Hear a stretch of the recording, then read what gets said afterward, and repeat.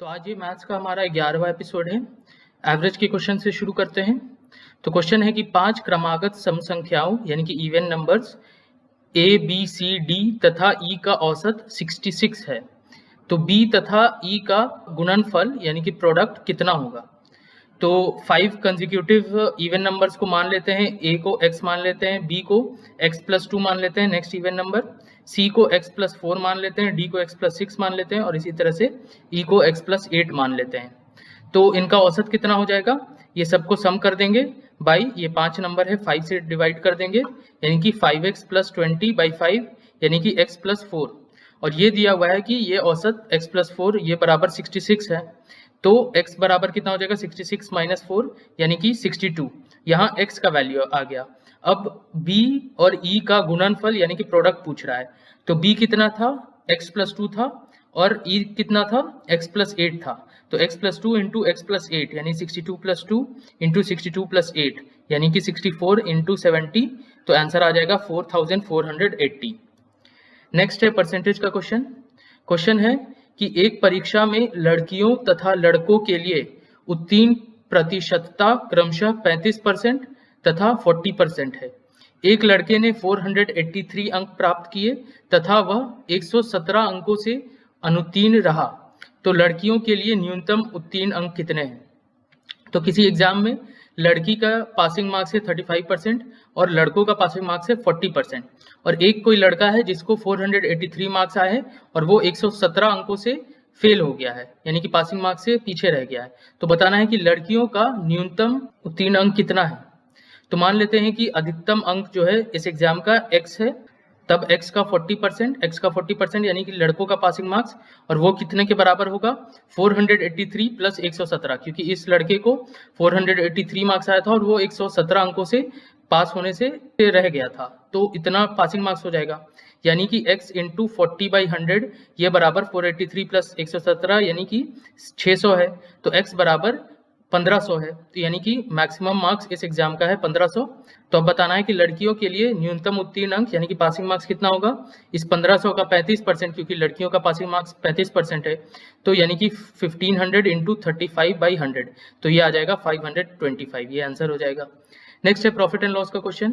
Question है कि 30%, 20% तथा 10% के क्रमिक बट्टों के समतुल्य एकमात्र बट्टा क्या है, यानी कि 30%, 20% और 10% का कंसेक्यूटिव डिस्काउंट मिल रहा है, तो इसके लिए कंबाइंड डिस्काउंट इसके इक्विवेलेंट क्या होगा।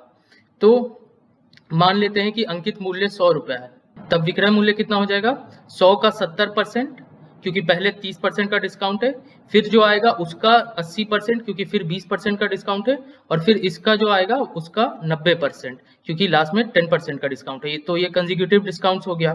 तो ये इस तरह से हो जाएगा 100 का 70% 70/100 और ये जो आएगा रिजल्ट इसका 80% यानी कि इंटू 80/100, फिर ये इतना का जो रिजल्ट आया उसका 90% यानी इंटू 90/100, तो ये आ जाता है 252/2 यानी कि 50.40। तो अब समतुल्य बट्टा कितना हो जाएगा यानी इक्विवेलेंट डिस्काउंट कितना हो जाएगा। यहाँ हम लोगों ने देखा कि प्राइस जो है 50.40 पड़ रहा है जब कंसेक्यूटिव डिस्काउंट है, तो इसमें भी उतना प्राइस पड़ना चाहिए। तो कितना का डिस्काउंट मिलेगा 100 - 50.40 क्योंकि अंकित मूल्य हम लोगों ने 100 माना था, तो 49.6 जो है % ये हमारा समतुल्य एकमात्र बट्टा हो जाएगा। नेक्स्ट है टाइम एंड वर्क का क्वेश्चन है कि ए की कार्य क्षमता बी से दुगुनी है, यदि दोनों मिलकर किसी कार्य को 14 दिन में समाप्त करें तो ए अकेला इसे कितने दिन में समाप्त करेगा। तो दिया हुआ है कि ए का 1 दिन का कार्य इस टू बी का 1 दिन का कार्य 2:1 होगा, क्योंकि ए का जो क्षमता है वो बी से दुगना है, तो वो 1 दिन में बी का दुगना कार्य कर पाएगा।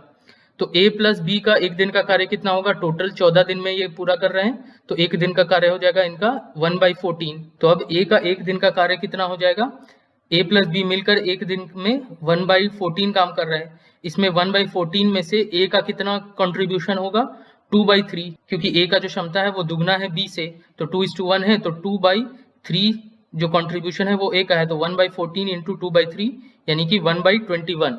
तो ये 1 दिन का कार्य है, तो टोटल कार्य ए अकेला कितने दिन में करेगा, तो 1/21 का रेसिप्रोकल ले लेंगे यानी कि तो 21 दिन में ए कार्य समाप्त कर सकेगा। तो अब लास्ट क्वेश्चन है हमारा time and distance question. Question है कि एक व्यक्ति को अपनी यात्रा में 7 घंटे 20 मिनट लगते हैं। यदि वह 1/3 यात्रा 60 किलोमीटर प्रति घंटा की चाल से तय करे तथा शेष यात्रा 45 किलोमीटर प्रति घंटा की चाल से तय करे तो उसने कुल कितनी दूरी तय की। तो मान लेते हैं कि कुल यात्रा जो है उसका डिस्टेंस है x किलोमीटर। तो पहला भाग कितना है, x/3 दिया हुआ है 1/3, और दूसरा भाग जो है वो 2x/3 हो जाएगा, x - x/3 जो है 2x/3 बच गया। तो पहले दिया हुआ है कि x/3 जो कि डिस्टेंस है बाई स्पीड 60 किलोमीटर प्रति घंटा से तय कर रहा है, तो डिस्टेंस बाई स्पीड टाइम निकल जाएगा जर्नी के पहले पार्ट के लिए। उसके बाद डिस्टेंस है 2x/3 और इसमें स्पीड जो है 45 किलोमीटर प्रति घंटा है, तो फिर डिस्टेंस बाई टाइम से जर्नी के दूसरे पार्ट का टाइम निकल जाएगा 2x/3/45। इस दोनों को सम करेंगे तो जर्नी का टोटल टाइम निकल जाएगा, और वो दिया हुआ है 7 घंटे 20 मिनट के बराबर। तो इस 7 घंटे 20 मिनट को हम लोग आवर में कन्वर्ट करेंगे तो ये हो जाएगा 22/3। तो इससे आ जाएगा x/180 plus 2x/135 is equal to 22/3, और फिर 3x प्लस 8x बराबर आ जाएगा 180 इंटू 22, और इस तरह से आ जाएगा x is equal to 360 kilometre. तो ये हमारा आंसर हो जाएगा।